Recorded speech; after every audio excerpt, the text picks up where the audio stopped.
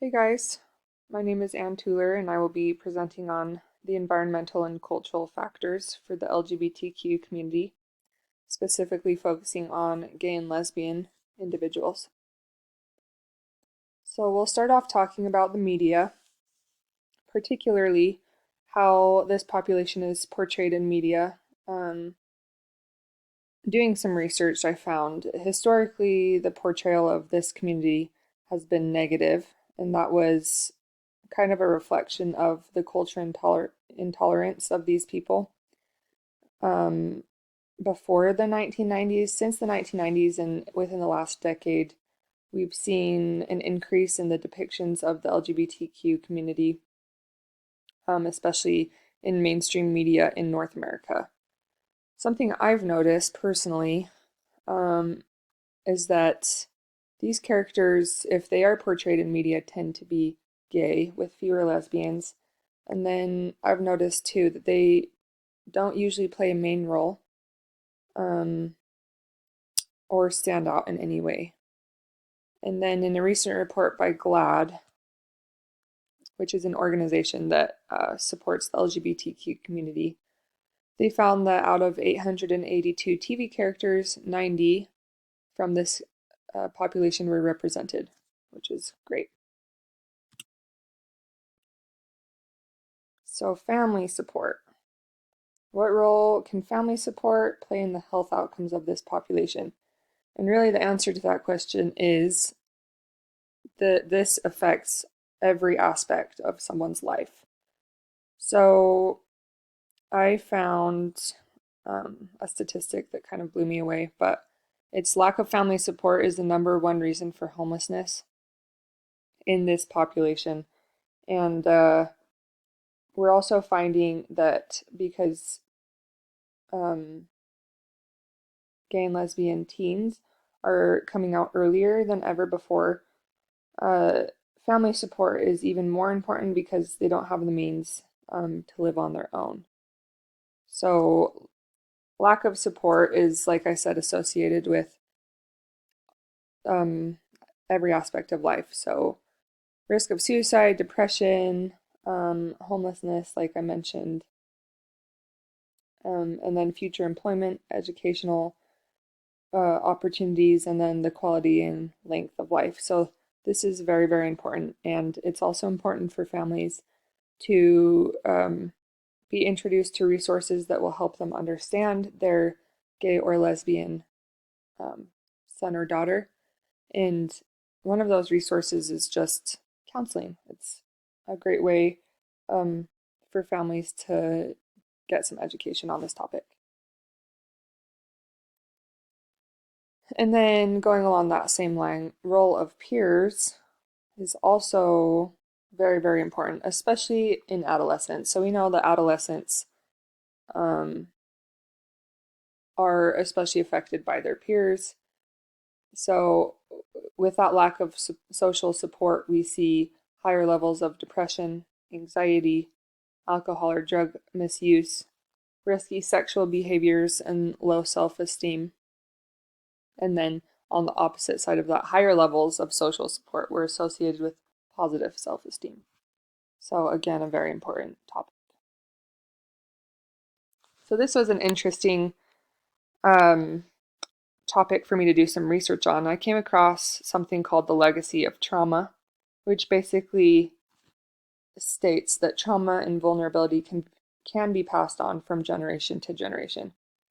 And it wasn't specifically talking about this population, but it definitely relates. Um, so basically, it states that psychic legacies are passed on through unconscious cues, usually between adult and child. So, and this one is specifically talking about anxiety, but sometimes anxiety can fall from one generation to the next through stories that are told from a parent to child. So, um, the answer to this question is yes, vulnerability within the LGBTQ population can be recurring and can be passed on through generations. So, how does the current legal and political system help or hinder this population? Um, and yes, this does vary among local, state, and national levels. Each state kind of has their own laws and regulations.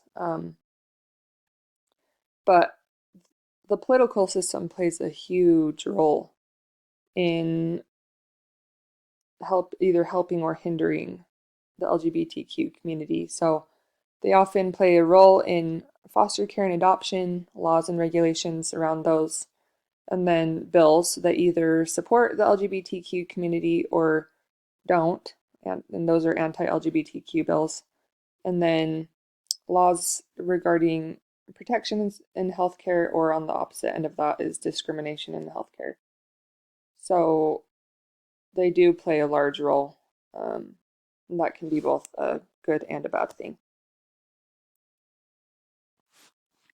This is one of my favorite slides, and I had a lot of fun doing some research on some of the myths and beliefs that surround this community.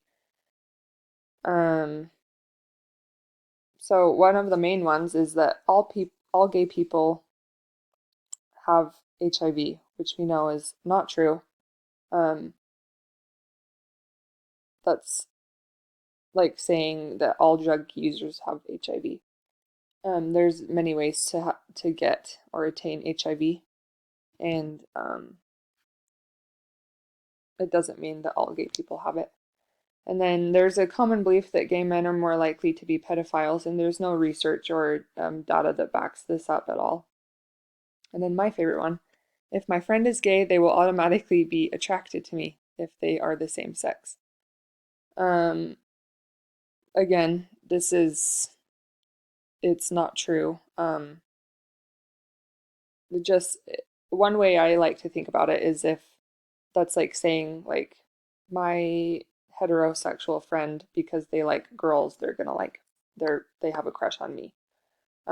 Each individual has their own sexual preferences and may or may not be attracted to you, just like I may or may not be attracted to my friend who's a boy. And then this was one of the biggest ones I found is people become homosexual because they were sexually abused as children, or there is a deficiency in sexual modeling by parents. Um, there is no scientifically sound study that has definitively linked sexual orientation or identity with parental role modeling or childhood sexual abuse.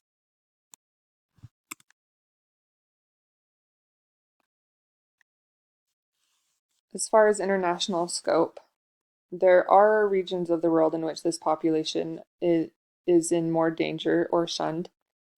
So 71 countries currently have laws where homosexuality is illegal. In Nigeria, being openly gay is punishable by up to 14 years imprisonment or death. It's illegal to discuss LGBTQ topics in many countries, and then punishments vary from all the way from lashes to flogging to jail time, and then in some cases actually to death. And then we have a list of these countries that have very strict LGBTQ laws. In terms of health disparities, so just like any population or any person, um, socioeconomic status can affect the opportunities for individuals to improve their health. So we know that greater income and wealth is often associated with better access to medical care, nutritious foods because they tend to be more expensive, safe neighborhoods and communities, and then opportunities for physical activity like joining a CrossFit club or your local gym or something that all costs money. And then high quality education as well, which is linked to um, health because getting a degree is linked to better health outcomes. Let's see.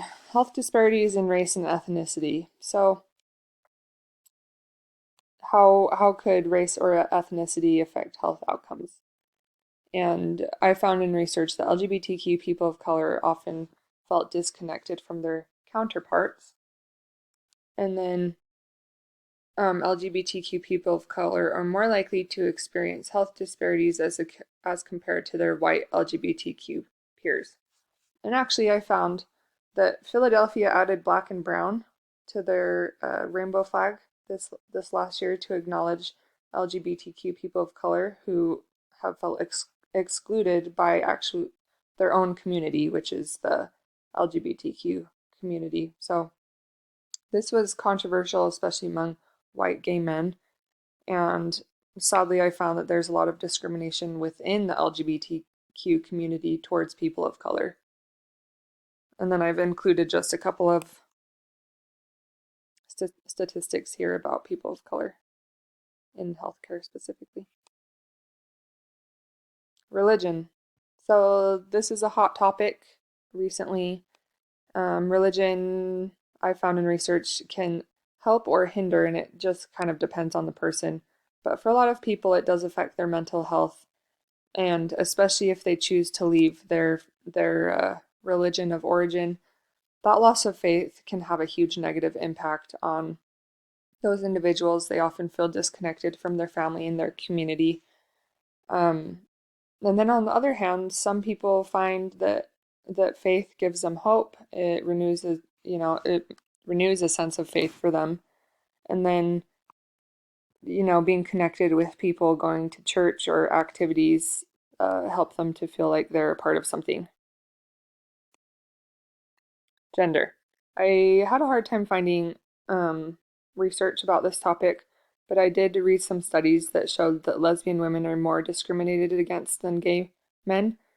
And what I read is that people believe that um, it's more accepted to be a gay man than it is to be a lesbian woman.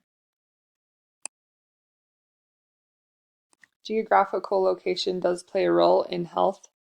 So, specifically, in this population, they often want to find LGBTQ friendly care centers and hospitals and staff, and that may or may not be available to them depending on where they live.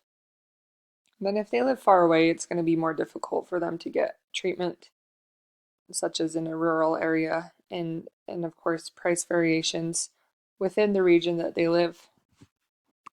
And and then city versus rural and association to air quality. It's also a big one.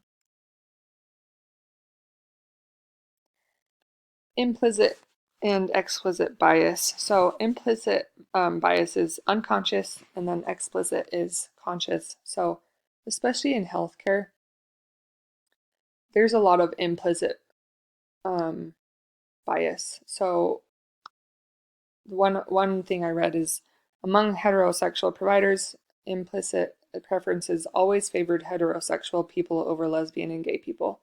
This is like I said, it's unconscious, so a lot of these providers don't even know that they're doing it, but it's important to become aware of these beliefs and thoughts so that they can be fixed.